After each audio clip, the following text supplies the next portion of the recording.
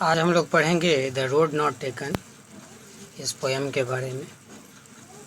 Poem को पढ़ने के पहले हम लोग इस पोयम के बारे में कुछ जान लेते हैं।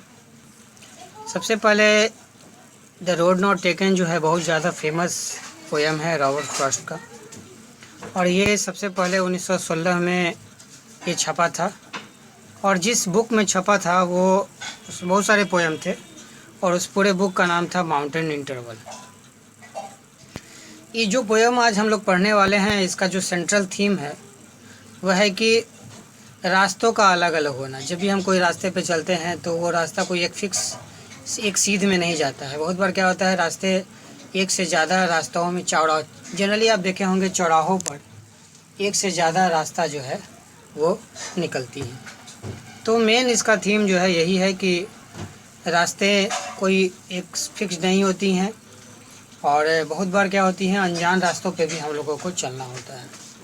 तो यहाँ जो रास्ता है वो लिटरल मीनिंग का मतलब रास्ता मतलब जो सामान्य रोड है, और एक फिगरेटिव मीनिंग मतलब चित्रात्मक, वही रास्ता जो है वो आपका जीवन को भी शो करता है, वही रास्ता बदलाव को भी शो करता है, वही रास्ता यात्रा को शो करता है, वही रास्ता अलग अलग होने को। बहुत बार हम लोग अलग हो जाते हैं किसी इंसान से, किसी परिस्थिति से अलगाव जुदाई हो जाता है हम लोगों को, या रोमांच के बारे में भी। मतलब एक रास्ता जो है उसका बहुत सारा अर्थ है, तो वो जो है अर्थ जो है वो क्या कहलाएगा, फिगरेटिव मीनिंग कहलाएगा। तो द रोड नॉट टेकन जो है वो एक नैरेटिव पोयम है। नैरेटिव पोयम का मतलब होता है इसमें जो पोएट होते हैं उसमें कोई कहानी कहते हैं। इसके अलावा आप ये जानिए कि रोड जो है हमेशा से आकर्षित करती रही है इंसानों को, और रोड किस चीज़ को दिखाती है, मेटाफोर इसका क्या है, मतलब वो किस चीज़ को इंगित करती है, किस चीज़ को बताती है। ऑलरेडी मैं बता चुका हूँ, वो जीवन को, रोड हम लोग को जीवन को भी बता सकती है, रोड हम लोगों को बदलाव को भी बता सकती है, रोड हम लोग को यात्रा को भी प्रदर्शित कर सकती है, रोड जो है हम लोगों के जुदाई को भी दिखा सकती है, या रोमांचक या किसी नए चीज़ को करने के पहले जो हमारे अंदर एक रोमांच एक्साइटमेंट होता है उसको भी बता सकती है। अब हम लोग जानते हैं पोएट के बारे में। तो ये जो है यही है हमारे रॉबर्ट फ्रॉस्ट, और ये एक अमेरिकन पोएट थे, और न्यू इंग्लैंड का जो वास्तविक जीवन था, ग्रामीण जीवन था, उस सिचुएशन को, उस भाषा को वो बहुत ज़्यादा एक सामान्य इंसान के तरह उन्होंने अपने पोएम में, अपने वर्क में वो प्रदर्शित किया है। इसके अलावा इनको आपको 4 बार पुलित्ज़र प्राइज़ भी इनको मिला है। एक प्रकार का ये इनाम है जो उनको के मिला है, लिटरेरी इनाम है, ये लिटरेचर के लिए जनरली मिलता है। फर्स्ट जो है वो 40 साल, अपने शुरुआत से लेकर 40 साल का तो जीवन इन्होंने ऐसा बिताया कि इनका नाम भी कोई नहीं जानता था। मतलब एक सामान्य इंसान की तरह इन्होंने अपना जीवन बिताया। उनकी पत्नी का नाम एलिनोर वाइट था। और रॉबर्ट फ्रॉस्ट के जो सबसे ज़्यादा फेमस पोयम है, बहुत सारे पोएम्स हैं, तो इसमें जो सबसे ज़्यादा जो प्रसिद्ध पोयम है वो है आपका the road not taken, birches, fire and ice जो कि आपको 10th में पढ़ना है, mending wall, home burial, the death of hired man, stopping by woods on a snowy evening. ये बहुत फेमस है, यहाँ तक कि जवाहरलाल नेहरू भी इसको लास्ट वाले स्टॉपिंग बाय वुड्स वाले पोयम को ये आप एक फ़ोटो फ्रेम में बढ़ाकर अपने स्टडी रूम में रखते थे। अब हम लोग जानते हैं इस पोयम के लाइन बाय लाइन अर्थ को समझते हैं, जैसा कि हमारे किताब में दिया हुआ है। This well known poem is about making choices. सबसे पहले तो आप ऑलरेडी जान चुके हैं कि हम जब जीवन जीते हैं तो बहुत बार हम लोगों को कुछ निर्णय करने पड़ते हैं। हम लोगों के सामने ये सवाल उठता है, तुमको ये करना है या वो करना है, तुमको किस रास्ते पे जाना है। मान लिया करियर की बात किया जाए तो हमसे एक समय के बाद पूछा जाता है कि भाई तुम साइंटिस्ट बनना चाहते हो, डॉक्टर बनना चाहते हो, इंजीनियर बनना चाहते हो, या क्या करना चाहते हो। तो करियर चॉइस हम लोगों के सामने, या इस टाइप का बहुत सारा, ना केवल करियर, जीवन के हर मोड़ पर हम लोगों के सामने एक सवाल आता है, और उस सवाल में 2 रास्ते या 2 से अधिक रास्ते में से किसी एक का हमको चुनाव करना होता है। तो ये मेकिंग चॉइसेस, चुनाव करने के ही बारे में ये जो है पोएम हमारा है। और द चॉइसेस दैट शेप्स अस, और एक बार जब हम वो चुनाव कर लेते हैं तो वो हमारे पूरे जीवन को प्रभावित करता है। Robert Frost is an American poet who write simply but insightfully. Robert जो फ्रॉस्ट हैं वो एक ऐसे कवि हैं जो लिखते तो हैं बहुत सामान्य ढंग से, लेकिन वो अंतर आत्मा की आवाज़, मतलब उनका जो पोयम होता है वो बड़ा इंसाइटफुल होता है, उसमें बहुत सारे डीप मीनिंग छुपे हुए होते हैं। और ये एक सामान्य और ऑर्डिनरी एक्सपीरियंसेस को भी पोइट्री में बहुत अच्छे तरीके से डिपिक्ट कर पाते हैं, उनको प्रदर्शित कर पाते हैं हमारे रॉबर्ट फ्रॉस्ट। अब हम लोग एक्चुअल में जो पोएम है उसको स्टडी करते हैं। Two roads डाइवर्ज्ड in a yellow would, दो रोड जो डाइवर्ज होते हैं। डाइवर्ज का आप यहाँ पे देखिए, मैं एक फिगर बना रहा हूँ यहाँ पे, आप देखिए ये एक रोड है जो जा रहा है, और उसके बाद से एक रोड आपका इधर की ओर जा रहा है और एक रोड जो है वो इधर की ओर जा रहा है। ठीक है, तो ये जो रोड है आपका, यहाँ देखिए ये जो रोड है, ये एक रोड इधर की ओर जा रहा है, एक रोड इधर की ओर जा रहा है और एक रोड इधर की ओर जा रहा है। तो two road diverge in a yellow wood, और येलो वुड का यहाँ मतलब है, वुड यहाँ मतलब जंगल, येलो मतलब वो उस समय जब जंगल की सारी पत्तियाँ जो हैं वो पीली पड़ गई हैं। Two roads डाइवर्ज्ड in a yellow would, दो रोड जो हैं वो अपने रास्ते चेंज करती हैं, कहाँ किस ओर चेंज करती हैं, तो जंगल के तरफ चेंज करती हैं। And sorry I could not travel both, और पोएट के सामने जब यहाँ पे पोएट खड़े होते हैं तो उनके सामने यह कन्फ्यूजन होता है कि मैं किस रास्ते से जाऊँ, इस रास्ते से जाऊं या इस रास्ते से जाऊं। And be one travel long I stood, और चूँकि वो एक ही ट्रैवलर है, मतलब यात्री तो एक ही हैं, दो इंसान तो है नहीं, इधर से भी चले जाए और इधर से भी चले जाए, तो बहुत लंबे समय तक वो वहाँ पे खड़े होकर सोचते हैं कि आखिर इस रास्ते से जाना है या इस रास्ते से जाना है। And look down one as far as I could, और मैंने देखा, मतलब पोएट ने देखा जितना ज़्यादा वो संभव हो सके, मतलब जहाँ तक उनकी नज़र जा रही थी वहाँ तक उन्होंने देखा। To where it bent in the undergrowth, और वो जो एक रास्ता जो था वो अंडरग्रोथ मतलब जो जंगल का जो झाड़ी नुमा जो जगह होता है उस की ओर वो झुक रहा था, मतलब वो रास्ता क्लियर नहीं था, वो रास्ता दूर दूर तक नहीं दिख रहा था, वो रास्ता ऐसा प्रतीत हो रहा था कि वो रास्ता जंगल के तरफ, मतलब वो रास्ता आपका पूरा साफ रोड नहीं दिख रहा था, वो जंगल के तरफ जाता हुआ वो रास्ता दिख रहा था। Then took the other just as fair and having perhaps the better claim, और उसके बाद एक दूसरा रास्ता था, वो एकदम दूर दूर तक साफ दिखता था, और ये रास्ता अपने बारे में बताता था कि शायद मैं ज़्यादा अच्छा हूँ, क्योंकि एक रास्ता तो जंगल अंडरग्रोथ की ओर जा रहा है और वो पूरा दूर दूर तक नहीं दिख रहा है कि वो क्लियर है, लेकिन दूसरा रास्ता जो है वो क्लियर दिख रहा था पोएट को। Because it was grassy and wanted wear, और उस पर घास भी थे और वांटेड वियर, जब लोग उस पर चलते थे पैर से तो वो जो वहाँ के घास थे वो कुचले जाते थे, तो उसी के लिए पोएट ने ये वांटेड वियर का इस्तेमाल किया है कि वे घास जो दूसरा रास्ता था इस पर तो बहुत लोग नहीं चले थे या नहीं के बराबर लोग चले थे, तो ये इस रास्ते पर वांटेड वियर मतलब उसका जो रास्ता था वो कुचला हुआ, उसके जो आपके घास थे वे कुचले हुए नहीं थे, मतलब उस पर चलने का कोई निशान नहीं था। लेकिन दूसरा रास्ता जो था इस पर कुचलने का मतलब जो जब आदमी चलता है तो घास जो है उस पर पैर पड़ता है तो वो घास क्या हो जाता है, दब जाता है, कुचला जाता है। तो सेकंड रास्ता जो दूर दूर तक लग रहा था कि हाँ लोग इसी पे जा रहे हैं, और वो दूर दूर तक साफ दिखाई भी दे रहा था वो रास्ता। Though as far that the passing there had worn them really about the same, लेकिन जहाँ तक यहाँ तक की बात है, अंडरग्रोथ तक ही नहीं सामने तक की बात है, तो दोनों पे लगभग ऐसा लग रहा था कि दोनों पर इक्वली चला गया है। मतलब इस रोड पे भी लग रहा था जो कि जो बहुत दूर तक साफ तो नहीं दिख रहा था, और ये जो रोड है जो बहुत दूर तक साफ दिख रहा था, ये दोनों थोड़ा दूर के लिए तो लग रहा था कि दोनों इक्वल चला हुआ है, ऐसा लग रहा था कि दोनों तो सेम ही हैं। And both that morning equally lay in leaves no step had trodden black. और दोनों ही रास्ते पर आपके जो ये एक रास्ता ये और इधर जो जा रहा है और एक जो रास्ता इधर जा रहा है, तो दोनों ही रास्ते पर क्या दिख रहा था? इक्वली ले, जो पत्तियां थी, जो पत्ते गिर रहे थे वो उसके ऊपर, दोनों ही रास्ते के ऊपर पत्तियां जो गिरी हुई थी, और इक्वली ले इक्वल मात्रा में दोनों के ऊपर उस जो ढका हुआ था रास्ता। इन लीव्स नो स्टेप है ट्रोडन ब्लैक। और अभी जिस समय पोएट वहाँ पहुँचे हैं, उस दोनों ही रास्ते पर कोई रास्ता चला हुआ नहीं था। मतलब कैसे पता चला पोएट को?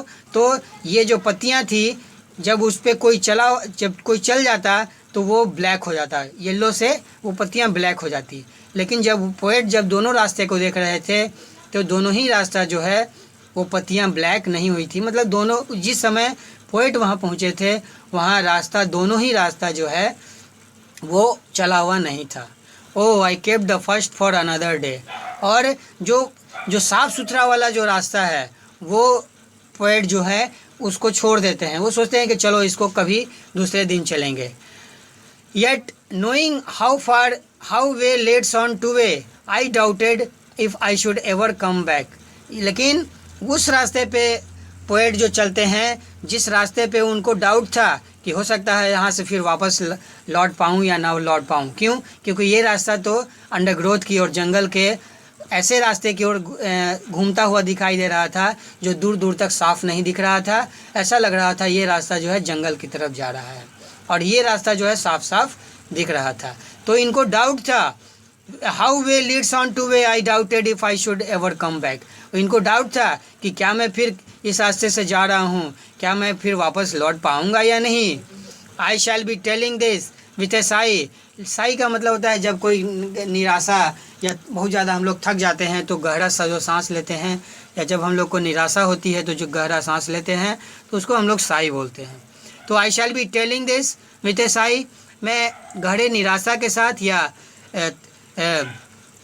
थक गया हूँ और जो गहरी सांस लेते हुए ऐसा बोल रहा हूँ, मैं बोलूँगा, ऐसा पोएट का कहना है। Somewhere edges and edges hence, hence मतलब आगे आने वाला समय, कि आगे आने वाला जो काल होगा, आगे आने वाला जो समय होगा, एजेज एंड एजेज बहुत ज़्यादा आगे सालों आगे बीतने के बाद, two road diverge in a wood and I took the one less travelled by. और दो रास्ते जो जंगल की तरफ जा रहे थे, एक रास्ता जो है साफ साफ दिख रहा था, एक रास्ता जो है साफ नहीं था, उसमें एक संदेह था कि वापस नहीं आने का, या वो रास्ता जो है क्लियर नहीं था। I took the one less travelled by, और पोएट जो हैं उस रास्ते पे जाते हैं जो लेस ट्रेवल्ड बाय, जिस पे बहुत कम लोग चले थे। मतलब वो एक रोमांचक एक ऐसा रास्ता चुनते हैं जिस पे बहुत सारे लोग नहीं चले थे। And that has made all the difference. और ये जो रास्ता वो चले तो ये उनके आसपास के जो लोग थे उनसे एक डिफरेंस, मतलब वो एक सामान्य रास्ता नहीं था, वो एक विशिष्ट रास्ता था जिस पे कि पोएट जो है चले थे, और उनका पूरा जीवन जो है उस रास्ते से चलने से प्रभावित हुआ। पिछले वीडियो में हम लोग देखे थे द रोड नॉट टेकन का मीनिंग हम लोग समझे थे। आज हम लोग देखेंगे लिटरेरी जो डिवाइसेस है the road not taken poem में, उसके बारे में आज हम लोग स्टडी करेंगे। तो सबसे पहले हम लोग जानते हैं कि हम लोग को लिटरेरी डिवाइस पढ़ना क्यों चाहिए। तो सबसे पहले जब भी हम लोग लिटरेरी डिवाइस पढ़ते हैं तो उसमें बहुत सारा छुपा हुआ मीनिंग होता है उस पोयम में, उसको वो जाहिर हो जाता है यदि हम लोग लिटरेरी डिवाइस के मदद से हम लोग छुपे हुए मीनिंग को भी समझ पाते हैं अच्छे तरीके से।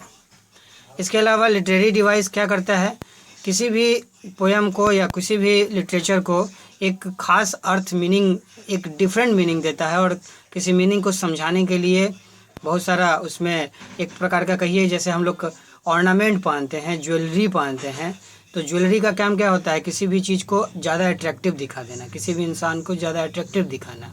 ठीक उसी प्रकार से लिटरेरी डिवाइस जो है पोयम को या किसी भी लिटरेचर को ज़्यादा अट्रैक्टिव, ज़्यादा सुंदर दिखाता है वो।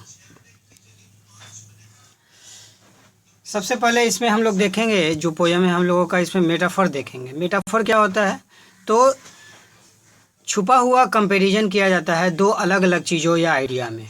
छुपा हुआ वो डायरेक्ट नहीं होता है, वो इनडायरेक्ट होता है। जैसे यहाँ पे देखिए रोड है, तो रोड बेसिकली यहाँ पे जो पोएट हैं, रोड यहाँ पे लाइफ के लिए निर्देशित किया गया है। मतलब रोड जहाँ जहाँ लिखा हुआ है वो आप समझिए लाइफ। एक यहाँ पे है डाइवर्ज इन, मतलब एक रास्ता जो है दो, जैसे पिछले वीडियो में आप देखे थे, मैंने एक फ़ोटो भी बनाया था, और उसमें क्या था, एक रास्ता दो अलग अलग रास्ता में विभक्त हो रहा था, वो अलग अलग हो रहा था। उसको हम लोग बोलते हैं इंग्लिश में फोक्स। तो फोक्स क्या यहाँ रिप्रेजेंट करता है, वो किसका मेटाफर है, तो चॉइसेस ऑफ लाइफ। जीवन के अलग अलग जो भी हम लोग विकल्प हैं, जो भी हम लोगों के सामने क्वेश्चन आते हैं कि आपको ये चुनना है या वो चुनना है, वो चीज़ फोक्स से हम लोग रिप्रेजेंट करते हैं। अगला है येलो वुड। येलो वुड जो है रिप्रेजेंट कर रहा है हमारे मुश्किल समय को, हार्ड टाइम्स। जो भी हम लोग, बहुत बार क्या होता है, हम लोग मुसीबत में होते हैं, जैसे अभी आप देख ही रहे हैं पूरा दुनिया एक प्रकार का मुसीबत में फंसा हुआ है, एक प्रकार का कोरोना वायरस के वजह से। अंडरग्रोथ, अंडरग्रोथ क्या रिप्रेजेंट कर रहा है, यहाँ देखिए अंडरग्रोथ है। अंडरग्रोथ रिप्रेजेंट कर रहा है कॉम्प्लेक्सिटी को। कॉम्प्लेक्सिटी मतलब जटिलता। जीवन में बहुत सारी ऐसे, जीवन सिंपल नहीं है, जीवन में बहुत सारी ऐसी बातें होती हैं जो बहुत ज़्यादा जटिल होती हैं। या अनसर्टेनिटी, अनसर्टेनिटी मतलब आगे क्या होगा ये किसी को कुछ पता नहीं है, ठीक है। तो वो रिप्रेजेंट, अंडरग्रोथ जो है उस अनसर्टेनिटी को या कॉम्प्लेक्सिटी को रिप्रेजेंट कर रहा है। फेयर, यहाँ पे देखिए एक फेयर, फेयर का मतलब होता है जो हम लोग के ऐसे रास्ते जो सब लोग उसको फॉलो कर रहे हैं। जो जैसे मान ले जाए कि बहुत कम लोग वैज्ञानिक बनना चाहते हैं, ज़्यादा से ज़्यादा लोग जो है सरकारी नौकरी में जाना चाहते हैं, तो वो एक कस्टमरी पाथ है। लोगों को लगता है भाई यही सेफ जगह है। ज़्यादा से ज़्यादा लोग डॉक्टर बनना चाहते हैं, इंजीनियर बनना चाहते हैं, और बैंक मैनेजर या बैंक में जाना चाहते हैं, या ज़्यादा से ज़्यादा लोग जो है कस्टमरी पाथ, जो पहले से जो चला हुआ पाथ है, उसको फॉलो करना चाहते हैं। तो फेयर रोड जो है वो एक कस्टमरी पाथ, मतलब जो पहले से जो लोग चले आ रहे थे उस रास्ते को रिप्रेजेंट करता है। तो ये हम लोग समझे हैं अभी हम लोग मेटाफोर। अब हम लोग समझेंगे इमेजरी को। इमेजरी क्या होता है, हम लोग के पास 5 सेंसेस है। तो 5 सेंसेस से हम लोग डिफरेंट, जैसे हम लोग का आई से हम लोग देखते हैं, ईयर से हम लोग सुनते हैं, टंग से हम लोग टेस्ट लेते हैं, स्किन से हम लोग ठंडा गर्म का अनुभव करते हैं। इसी ढंग से जो 5 सेंसेस है उससे जो फीलिंग आता है वो जैसे रिप्रेजेंट किया जाता है पोयम में, तो उसको हम लोग बोलते हैं इमेजरी। यहाँ पे सेंस ऑफ साइट का जो इमेजरी है इसका बार बार इस्तेमाल किया गया है हमारे पोएट के द्वारा। यहाँ पे सिमिली देखिए, सिमिली क्या होता है कि दो सिमिलर ऑब्जेक्ट को जो है वो कंपेरिजन किया जाता है लाइक या एज से। जैसे यहाँ देखिए, then took the other just as fair. यहाँ पे रास्ता को कंपेयर किया, दो रास्तों को कंपेयर किया जा रहा है। एक रास्ता क्या है, कॉम्प्लेक्स है, अनसर्टेनिटी भरा है। दूसरा रास्ता क्या है, साफ सुथरा है। तो ये जो है दो सिमिलर चीज़ों को जो है कंपेयर किया जा रहा है यहाँ पे सिमिली के द्वारा। अब है एसोनेंस। एसोनेंस क्या है कि वॉवेल साउंड, एक ही लाइन में जो है वॉवेल साउंड का रिपीटेशन होता है। वॉवेल जैसे आ ई उ, ये सब वॉवेल है। तो वॉवेल साउंड का जब रिपीटेशन होता है एक ही लाइन में, और ज़रूरी नहीं है कि एक वर्ड के बाद दूसरे वर्ड जस्ट बाद, लेकिन ये एक ही लाइन में अलग अलग जगहों पर भी ये रिपीटेशन हो सकता है। यहाँ पे देखिए, यहाँ पे दो ओ, फो ओ, ए एज के लिए ए और दैट के लिए ए। देखिए आप रिपीटेशन हो रहा है, ओ और ओ का रिपीटेशन हो रहा है। यहाँ ए और ए का रिपीटेशन हो रहा है। यहाँ पे देखिए ए समवेयर, एजेज, हेंस, यहाँ पे ए का जो है बार बार रिपीटेशन हो रहा है। तो ये इस ढंग का जो लिटरेरी डिवाइस है उसको हम लोग एसोनेंस बोलते हैं। अब हम लोग देखेंगे कॉन्सोनेंस। सेम चीज़, जैसे एसोनेंस में वॉवेल्स का रिपीटेशन होता था, यहाँ पे कॉन्सोनेंट का रिपीटेशन होता है। कॉन्सोनेंट क ख ग घ ये सब कॉन्सोनेंट है। तो जैसे यहाँ पे देखिए ड ड ड ड ड का 4 बार रिपीटेशन हो रहा है, तो ये एक प्रकार का लिटरेरी डिवाइस में कौन सा आएगा, तो कॉन्सोनेंस आएगा। यहाँ पे देखिए द द द द, ये द का बार बार रिपीटेशन हो रहा है, तो ये आपका कॉन्सोनेंस होगा। इसके बाद आप देखिए पर्सोनिफिकेशन। पर्सोनिफिकेशन में क्या होता है, एक नॉन लिविंग थिंग को, इनएनिमेट ऑब्जेक्ट को लिविंग थिंग के जैसा ट्रीट किया जाता है। यहाँ पे देखिए having perhaps the better claim. क्या क्लेम का मतलब क्या होता है, दावा करना। क्लेम का मतलब क्या होता है, निश्चय पूर्वक कहना। तो क्या कोई रास्ता या रोड दावा कर सकता है, क्या कोई रास्ता या रोड निश्चय पूर्वक कह सकता है, नहीं कह सकता। हम लोग कोई रोड नहीं बोल सकता, लेकिन फिर भी पोएट ने क्या किया है, रोड के द्वारा ये कहवाया है कि वो ज़्यादा अच्छा क्लेम कर रहा है। मतलब रोड में एक सेइंग कैपेसिटी दे दिया। हालांकि रोड अपने से बोल नहीं सकता है, लेकिन चूंकि ये पर्सोनिफिकेशन का ये यूज हुआ है, इसीलिए उसमें एक बोलने का कैपेसिटी हमारे ऑथर के द्वारा, हमारे पोएट के द्वारा दे दिया गया है।